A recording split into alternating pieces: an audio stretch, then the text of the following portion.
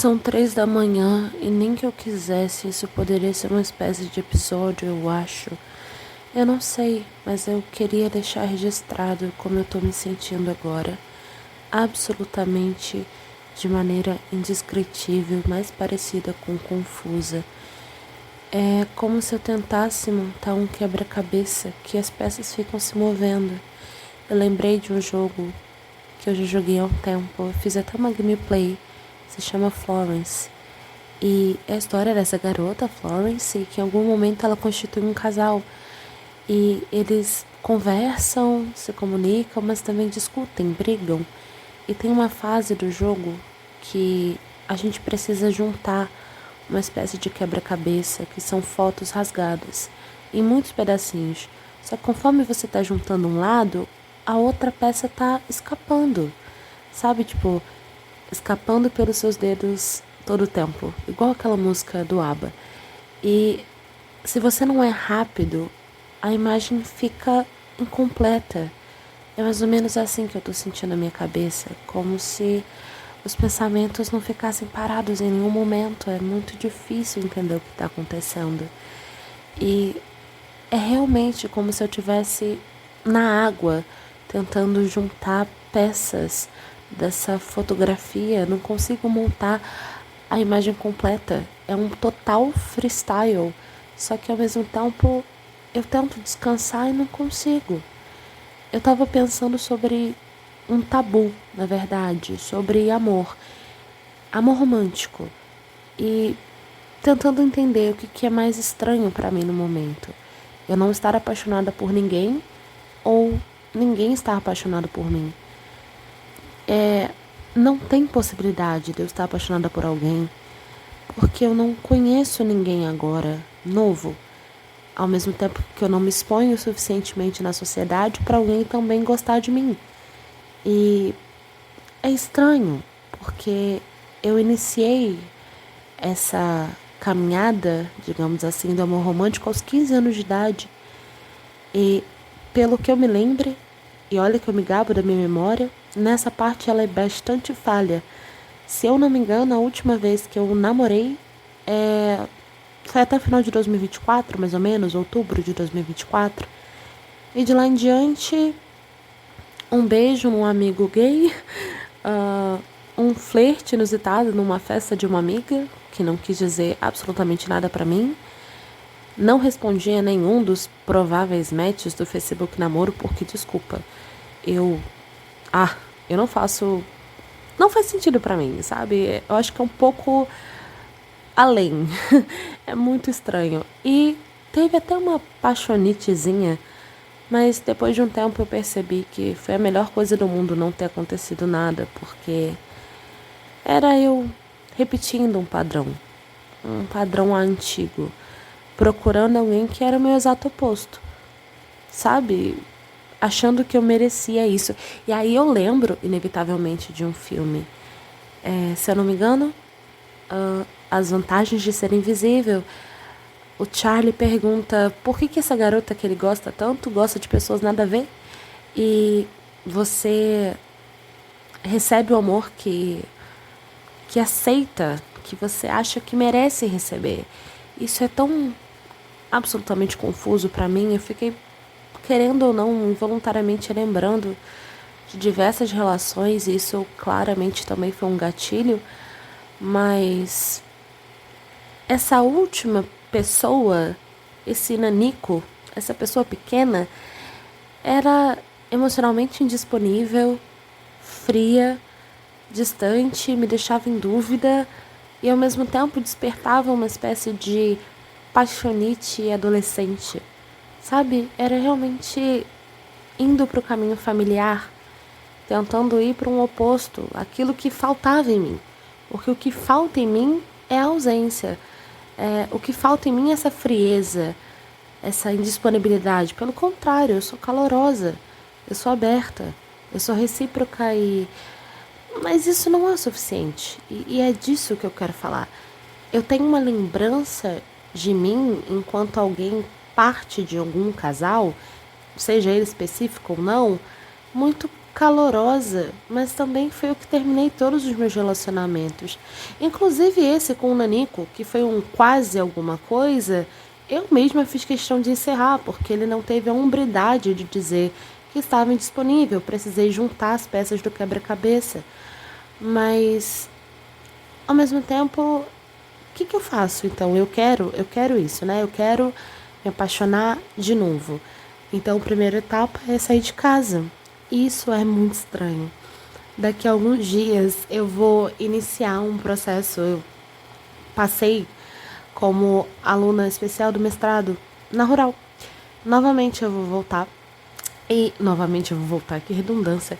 Mas eu vou dar essa liberdade poética, porque eu vou voltar para o lugar, mas de maneira totalmente diferente.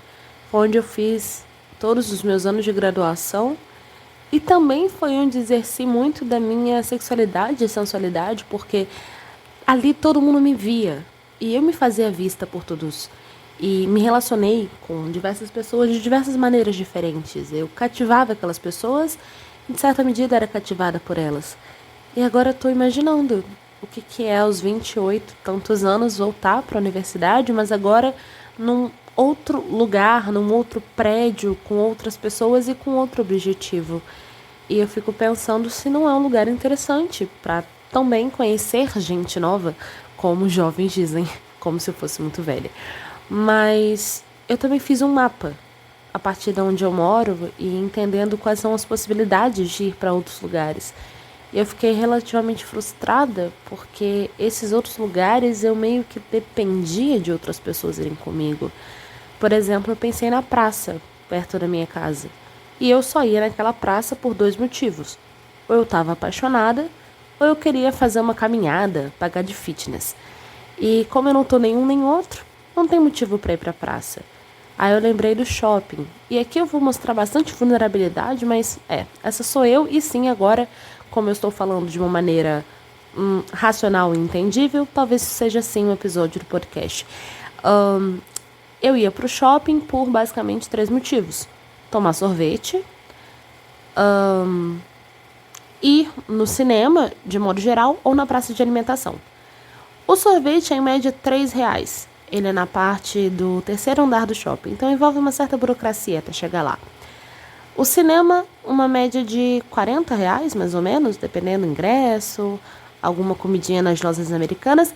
E a praça de alimentação, pelo menos R$ 25 para você comer bem alguma coisa. E aí eu fiz essa conta. E eu comecei a perceber que não valia a pena ir sozinha. Teve uma época da minha vida que eu ia bastante sozinha no cinema. E eu lembro que era a época que eu fazia estágio. Então eu saía do estágio, eu comia o rodízio, sim, sozinha, pagando acho que 20 ou R$ 21. Comia no rodízio e ia pro cinema, sozinha. E eu adorava a minha companhia. Não era solidão, era solitude. Mas naquela época também era uma forma de me abstrair, porque eu, eu penava um pouco ali no estágio, era complicado, eram muitas crianças, eu tinha que reger aquela turma, então eu achava que eu tinha uma licença poética para poder gastar com isso, até porque 90% do salário a partir daquele estágio era para pagar a passagem, né? Eu quase pagava para poder trabalhar.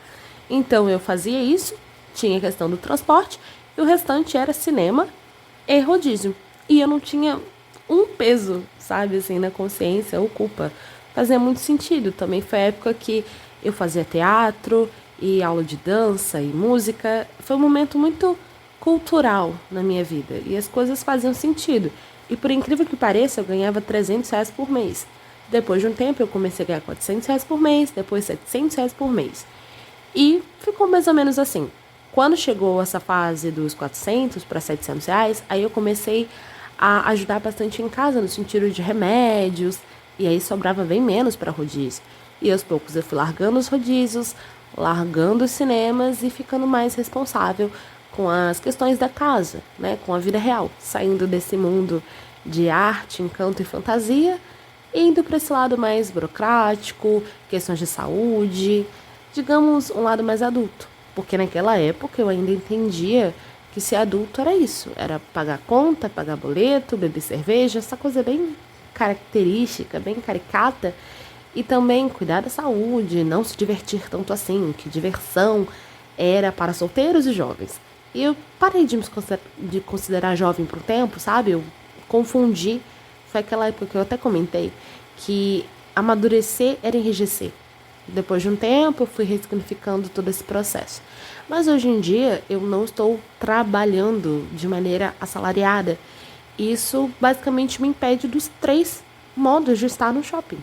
Seja um sorvete simples, seja uma praça de alimentação ou cinema. E eu tenho poucos e seletos amigos. Então, se eu conseguir algum freelance, algum dinheiro que sobre, eu vou optar, eu vou preferir sempre ir com eles do que ir sozinha. Porque se eu for sozinha, eu não consigo ir com eles também. É realmente esse lugar da minha solitude é algo que eu não estou conseguindo curtir muito e me fazia bem. Me deixava empoderada. Eu me sentia muito bem, eu podia escolher qualquer filme que eu quisesse, mesmo que não fosse do gosto da maioria dos meus amigos, porque eu era suficiente, podia assistir sozinha e sempre foi incrível assistir esses filmes. Eu acho que faz total sentido eu comentar isso, porque ontem eu assisti Mestres do Universo, um filme que ninguém queria ver comigo, mas eu assisti na Prime, e hoje eu assisti Devorador de Estrelas, se eu não me engano, mas é Project Hail Mary. É muito maravilhoso esse filme. E eu só ficava pensando assim, nossa, como eu queria ter assistido isso no cinema. Como eu queria ter assistido isso no cinema. E, para além da questão da correria, ou de agenda, etc, etc, é questão financeira mesmo. E é estranho, porque eu tinha uma certa ingenuidade que depois dos 25 isso não seria um problema para mim, de alguma maneira. Mesmo que eu já seja graduada, pós-graduada duplamente, inclusive, e agora com um pezinho no mestrado. Aparentemente isso não é o suficiente. Depois de tudo que aconteceu, eu até comentei, seja desastres naturais, até mesmo outros desastres naturais, como a perda de um familiar, o que me ocorreu, eu acabei aos poucos negligenciando, e agora eu tento até tomar cuidado com esse termo, negligenciando, porque eu tô vivendo um luto, sabe? Agora eu tô vivendo um luto, então não sei se é negligência, mas antes talvez fosse, em relação ao trabalho voluntário, porque era um trabalho, de fato, porque dá trabalho, envolve uma expertise da minha área, envolve principalmente marketing e estratégia no começo, mas depois envolvia social media, planejamento, postagem, copy, outras coisas mais operacionais, mas que também envolviam muita criatividade. Então dava muito trabalho.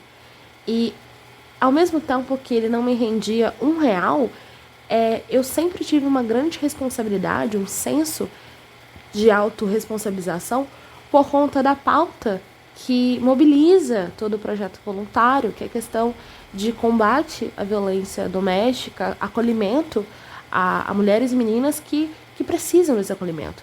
Então, ao mesmo tempo que, é voluntário, eu não precisaria me esforçar tanto assim, pelo contrário, sabe? Eu me esforçava 3 vezes, 4 vezes mais, porque eu entendia que cada estratégia facilitaria, talvez, uma mulher entender em que momento do ciclo de violência ela estava, como sair desse ciclo, como buscar redes de apoio.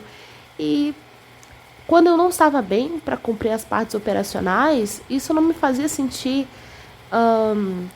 sem a responsabilidade.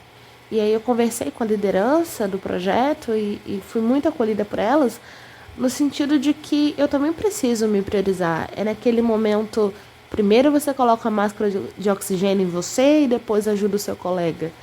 Mas como eu não gosto desse termo, mas é real, uma sobrevivente de violência doméstica, eu acho que é um peso, sabe? Uma responsabilidade, uma demanda que eu não consigo ignorar completamente, mas fisicamente e emocionalmente eu ainda não consigo voltar.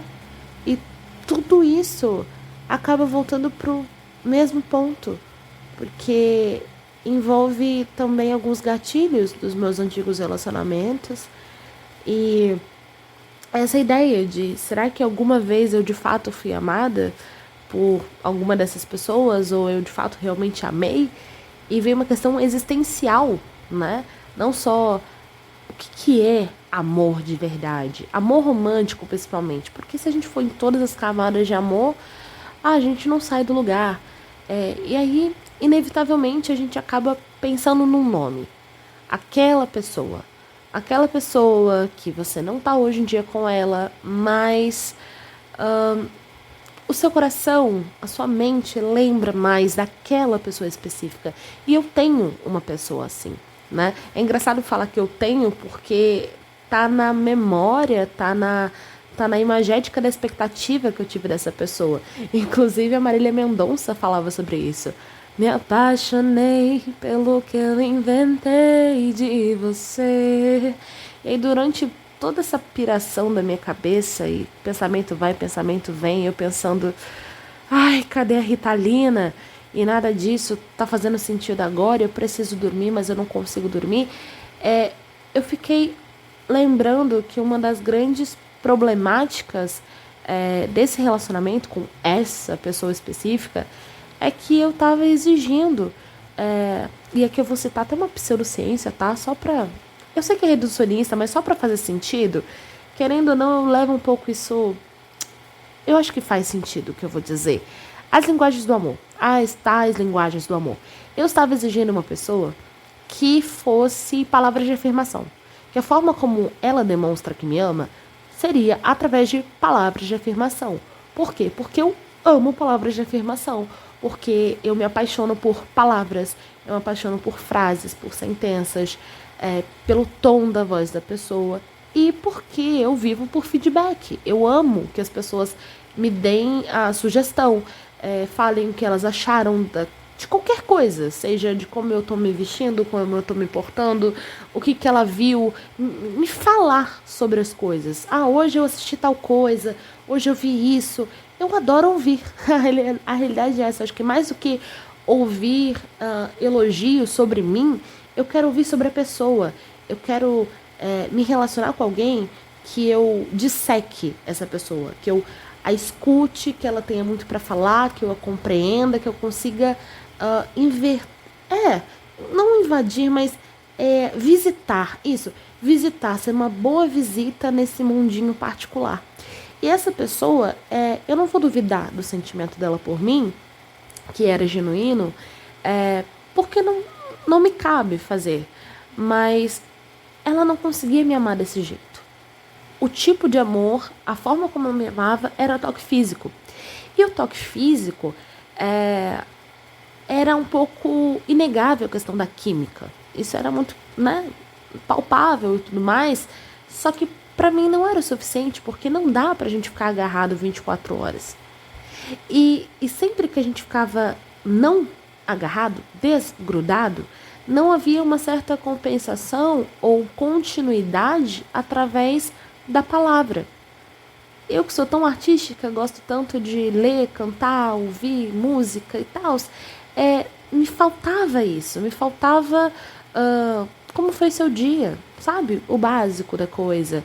Saber sobre a pessoa, falar sobre o nosso relacionamento, sem que isso seja uma discussão, mas uma briga no caso, né? Mas que enquanto houvesse a DR, haveria a R. Enquanto houvesse lugar para discutir, para falar o que você gosta, o que você não gosta, como você está sentindo, quais são as expectativas, mais forte ficaria a relação. Para mim isso era óbvio, mas para aquela pessoa não era. E a minha forma de entregar amor era muito palavras de afirmação, eu sempre falei muito mesmo, mas também era muito mais sobre uma presença com significado, tempo de qualidade. É óbvio que eu retribuía na medida o toque físico, mas não necessariamente era um favorito. E o que é tempo de qualidade? É claro que passar momentos em silêncio e contemplação ao lado do outro válido, claro que é válido, mas também ter experiência juntos, sabe? Compartilhar momentos juntos, tomar um bom café, comer alguma coisa, ainda mais eu que sou taurina, olha outra pseudo. E é isso, aquilo fazia muito sentido pra mim. Só que essa pessoa só me entregava contato físico, contato físico, contato físico, toque físico. Tudo bem, tudo bem. Até o momento que ela começou a ser ausente. E aí, de repente, nem o contato físico eu tinha mais, o toque físico.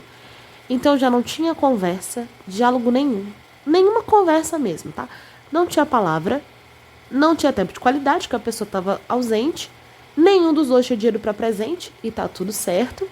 E não tinha mais o toque físico, ou com a frequência que era. Em nenhuma forma de continuidade ou compensação. Então teve um momento, aliás, um momento eu tô sendo assim eufêmica, né? Basicamente que eu estava completamente sozinha numa relação a dois. Que eu estava sozinha, estando em casal. E note que esse não foi meu último relacionamento, tá? Esse foi, sei lá, meu terceiro relacionamento. E depois teve mais dois, sei lá quantos teve. Não foi o último. Eu quero dizer que foi essa pessoa especificamente que marcou. Mas também foi uma infelicidade, foi um desencontro. E justamente por isso que eu não tenho nenhuma raiva, mágoa, esse tipo de coisa, porque foi só uma infelicidade. Poxa, que pena que eu não pude aceitar o amor que você me dava na medida que ele dava e que você não pôde entregar esse amor ou receber o meu pedido. Eu acho que é muito sobre isso. Claro que em diversos momentos a gente não quer ter que pedir, né? Quase que humilhante, eu estou me humilhando por amor. Mas não era isso. Eu sempre considerei que o outro não tem bola de cristal, então quanto mais eu me comunicar, melhor. Até que eu me relaciono com alguém que é quase anti-comunicação. E aí você fica assim, uai, pra onde que eu vou? E aí, dito tudo isso, eu fico pensando, quem eu sou hoje em dia? Eu sou a mesmíssima pessoa. Eu mudei em muitos sentidos, mas esse não. Eu ainda sou muito mais de palavras de afirmação e tempo de qualidade quando tá presencial do que toque físico, do que qualquer outra forma, sabe? Eu me encanto até hoje por texto, por palavras. Então, eu estou disposta a estar com alguém que me ama, ou, né, gosta de mim, de um jeito que eu não quero mais receber? Não tô. Eu tô disposta a dividir a atenção? Não tô. Eu tô disposta a lidar com a ausência, sendo que, assim, não é nem um relacionamento à distância, que existe todo um pré-acordo, um consenso que a ausência fará parte do casal, que existem formas de dinâmica. Não, não estou disposta. Então, eu me tornei uma pessoa com muito mais critério. Mas eu só me tornei essa pessoa com critério não porque eu sou moralmente superior, conheço alguma coisa, uma obra divina. Foi porque eu apanhei muito da vida. Foi porque foi tentativa e erro.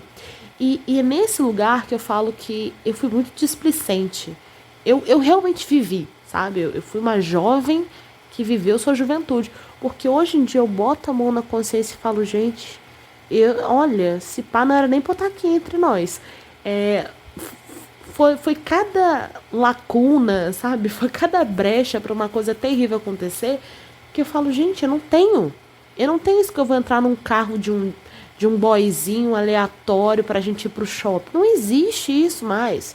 Entendeu? Eu mal me sinto confortável no carro de aplicativo quando é um homem dirigindo, que dirá encontrar um date num lugar que não seja público, entrar no carro da pessoa, entendeu? Sem avisar que eu estou. São tantos detalhes, são tantos gatilhos, são tantos traumas que eu tentei sim ignorar. Acho que em nome do romantismo, né? Em nome de, essa coisa meio shakespeariana, e eu te amo, eu mataria por você, eu morreria por você, etc, etc. Mas isso nunca foi não só recíproco, mas nunca foi direcionado a mim. Eu sempre me entreguei mais em todos os relacionamentos. E olha só onde deu, sabe? Deu lugar nenhum, uma hora a gente tem que aprender. E falando sobre isso, eu acho que se vier a acontecer alguma coisa, eu não quero estar na pista, não. Também tem isso, eu tô com preguiça. Mas não é essa preguiça blasé de gente. Eu tô com preguiça de pegar a energia, que hoje em dia é menor, realmente, por diversos fatores, e depositar como uma expectativa em outra pessoa, porque isso também é um peso, entende? Eu não quero considerar que a pessoa tem uma bola de cristal, mas também não quero romantizar o ser difícil. Ai, se não for sofrido, se não for uma batalha pela pessoa, não valeu a pena. Oi? quanto mais fácil, melhor. Quanto mais match, né? Quanto mais comunicativo, quanto mais claro, fluido, coerente, honesto, genuíno for, melhor. Eu não vou mudar as coisas essenciais para mim. Eu sou super a favor de me adaptar a situações de relacionamento. Isso para mim é quase que automático, na verdade. Eu brinco que é uma pequena falta de personalidade da minha parte às vezes, mas o essencial eu não vou mudar. Então, eu não quero alguém com apego evitativo. Eu realmente não vou aceitar ninguém indisponível emocionalmente ou que tenha ausência como quase um mistério, né? Eu não quero um bad boy ou uma bad girl. Eu não quero alguém misterioso. Eu quero um livro aberto, porque é o que eu sou um livro aberto.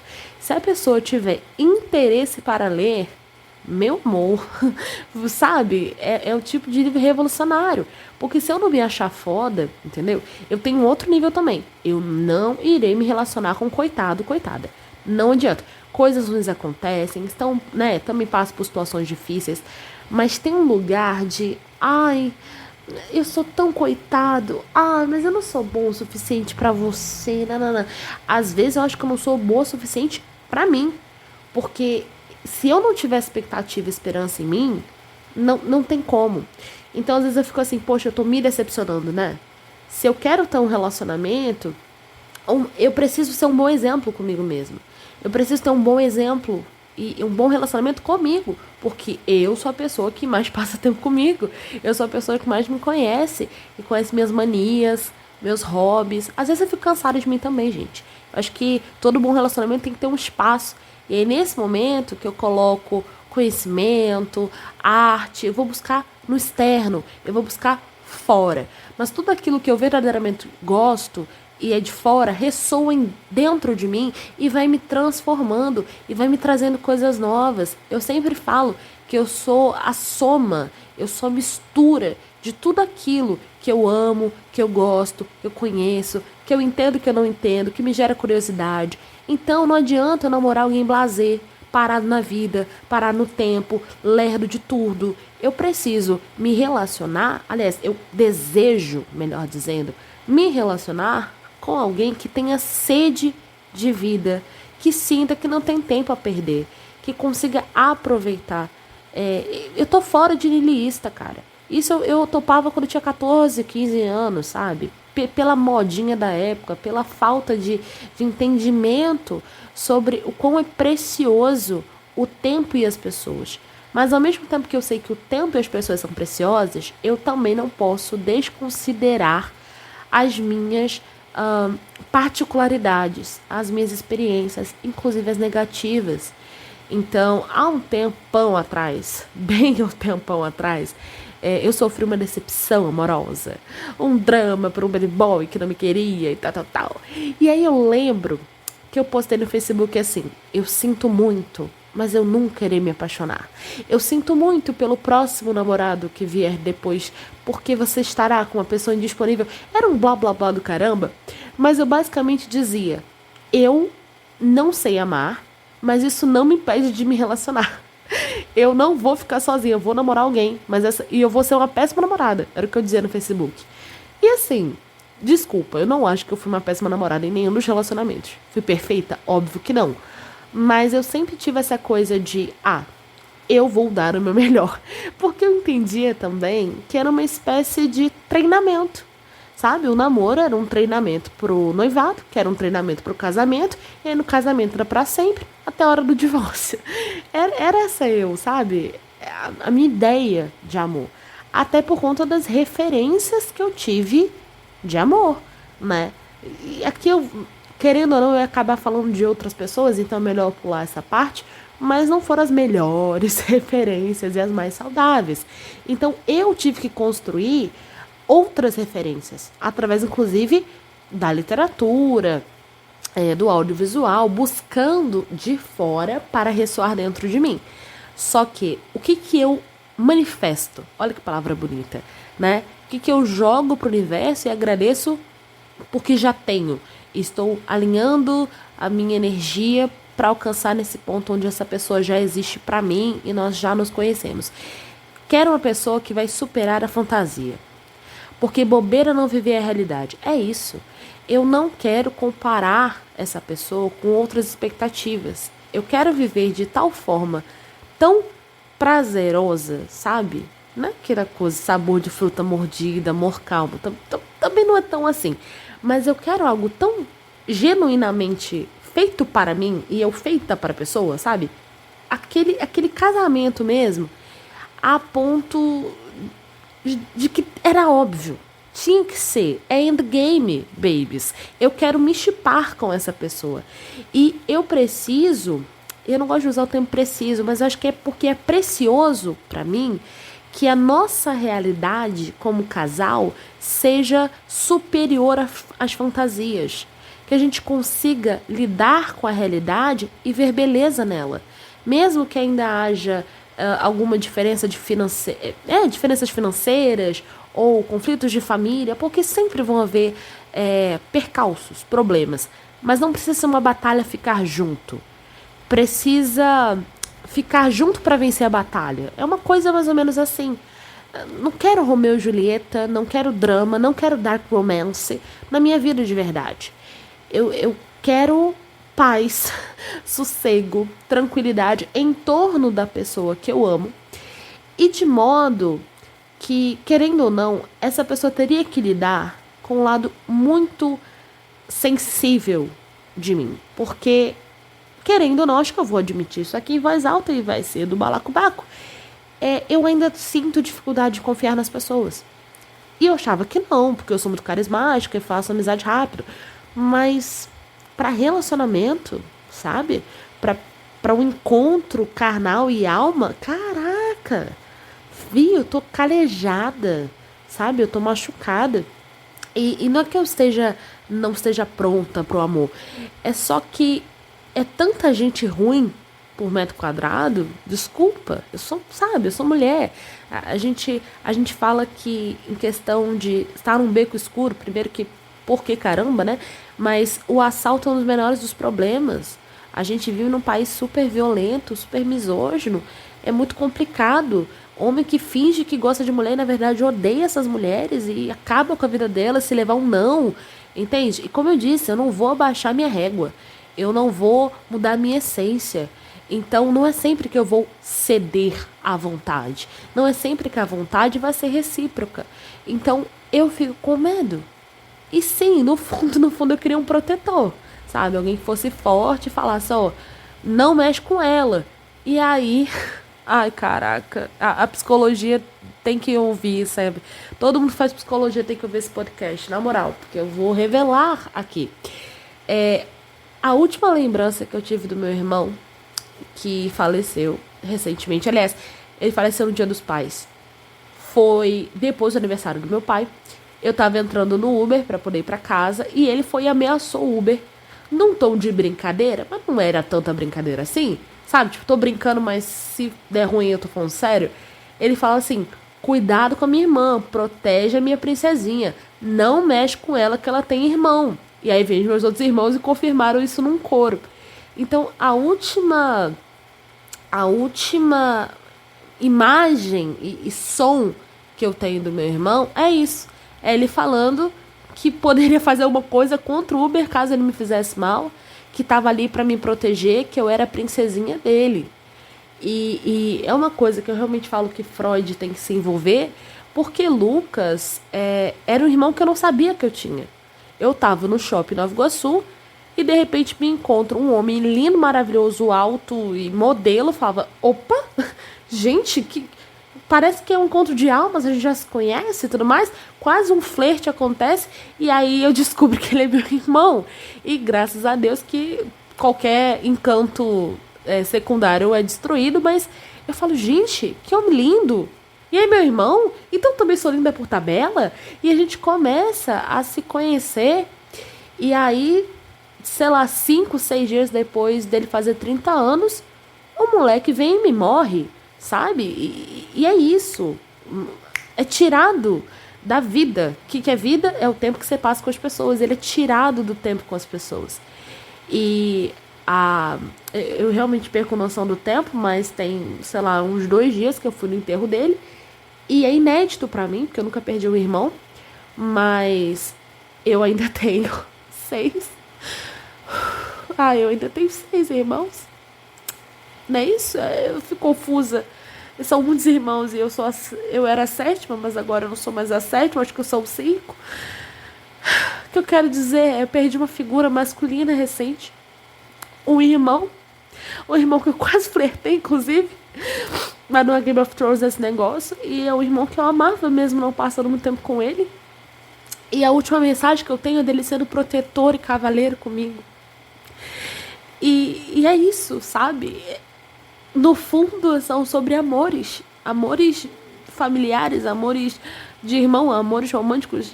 Eu acho que eu não tô sabendo lidar com isso. De deixar alguém entrar na minha vida e depois perder essa pessoa.